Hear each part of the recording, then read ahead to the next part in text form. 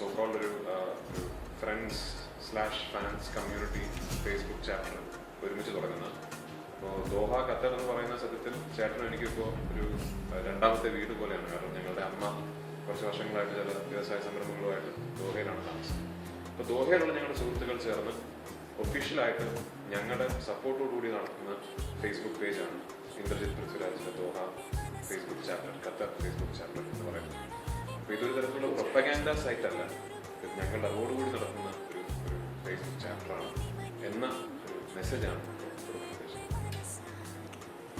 പൃഥ്വിരാജിന്റെ ഒരുമിച്ചുള്ള ഫേസ്ബുക്കിലെ Qatar chapter എല്ലാവിധ ആശംസകളും എല്ലാവരുടെയും സപ്പോർട്ടും